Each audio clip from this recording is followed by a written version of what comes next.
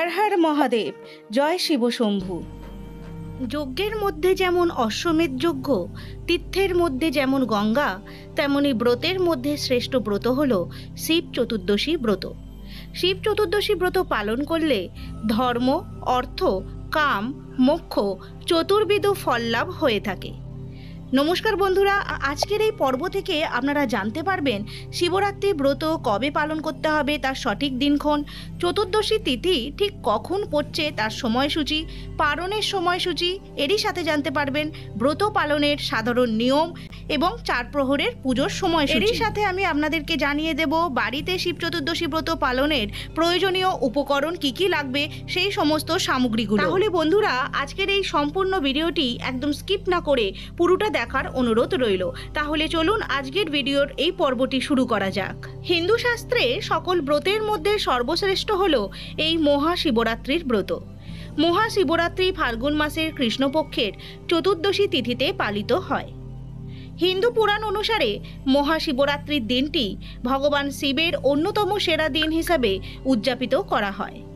শিব মহাপুরাণ অনুসারে এই রাত্রেই শিব সৃষ্টি, স্থিতি ও প্রলয়ের মহাতাণ্ডব নৃত্য করেছিলেন। বিশ্বাস অনুযায়ী এই পবিত্র দিনেই দেবী পার্বতী এবং মহাদেবের মিলন হয়েছিল। এর অর্থ হল শিব ও শক্তি তথা পুরুষ ও আদি শক্তি বা পরা প্রকৃতির মিলন। এই মহাশিবরাত্রিতে শিব তার প্রতীক লিঙ্গ তথা শিবলিঙ্গ রূপে প্রকাশিত হয়ে জীবের পাপ নাশ ও মুক্তির পথ দেখিয়েছিলেন। তাই মহাদেবের আশীর্বাদ পেতে এই দিনে ভক্তরা উপবাস পালন করেন এবং রুদ্রাভিষেক করে থাকেন।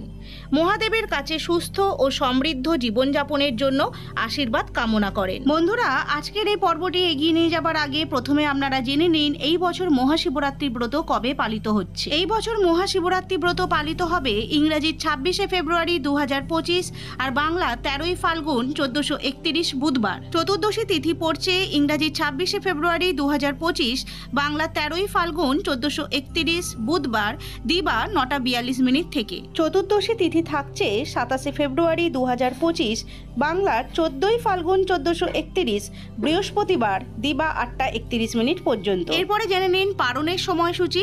27শে ফেব্রুয়ারি 2025, বাংলার 14ই ফাল্গুন 1431 বৃহস্পতিবার দিবা 8:31 থেকে 9:56 পর্যন্ত। বন্ধুরা, এরপরে আমি আপনাদেরকে জানিয়ে দেব শিবরাত্রি ব্রত পালনের কিছু সাধারণ নিয়ম।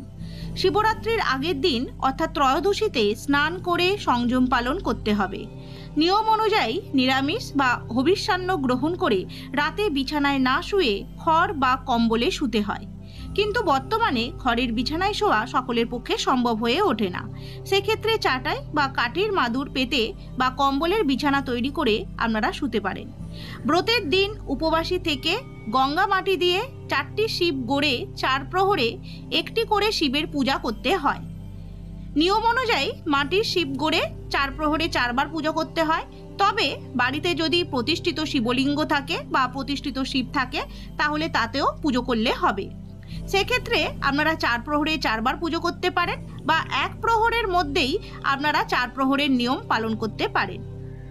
প্রথম প্রহরে দুগ্ধ দ্বারা, দ্বিতীয় প্রহরে দধি দ্বারা, তৃতীয় প্রহরে ঘৃত দিয়ে আর চতুর্থ প্রহরে মধু দিয়ে স্নান করাতে হয়।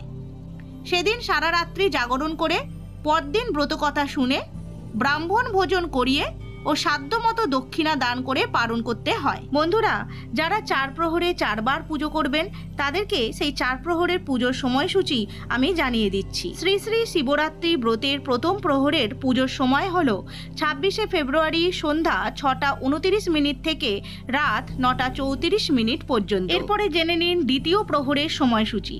26শে ফেব্রুয়ারি রাত 9:34 থেকে 27শে ফেব্রুয়ারি রাত 12:39 পর্যন্ত দ্বিতীয় প্রহরের পুজোর সময়। এরপরে জেনে নিন তৃতীয় প্রহরের পুজোর সময়সূচি। 27শে ফেব্রুয়ারি রাত 12:39 থেকে ভোর 3:45 পর্যন্ত আপনারা তৃতীয় প্রহরের পুজো সমাপ্ত করবেন। এরপরে জানিয়ে দেব চতুর্থ প্রহরের সময়সূচি। 27শে ফেব্রুয়ারি ভোর 3:45 থেকে সকাল 6:50 পর্যন্ত এই চতুর্থ প্রহরের পুজো চলবে। তাহলে বন্ধুরা, এই ছিল শিবরাত্রি ব্রতের দিন 4 প্রহরে 4 বার পুজোর সময়সূচি। এরপরে আমি আপনাদের আপনাদেরকে জানিয়ে দেব বাড়িতে শিবরাত্রি ব্রত পালন করতে গেলে যে সমস্ত সাধারণ উপকরণগুলো লাগে সেই প্রয়োজনীয় উপকরণ সামগ্রী আমি আপনাদেরকে জানিয়ে দিচ্ছি।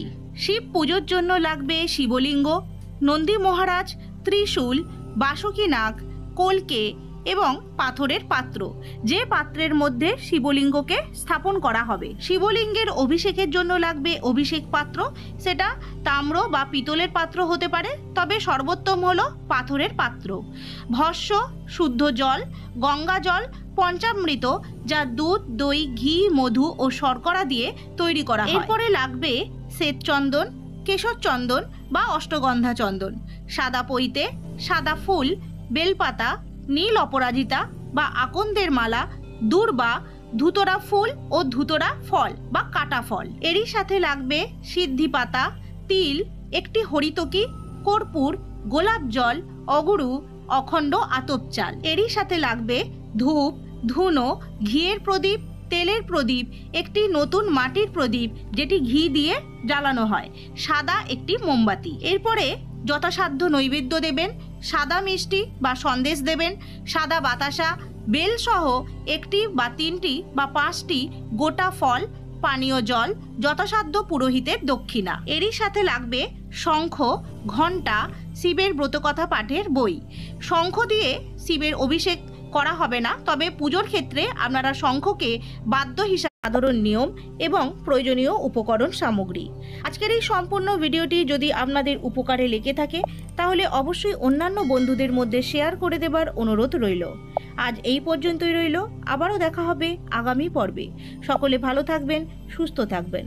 হর হর মহাদেব, জয় শিব শম্ভু।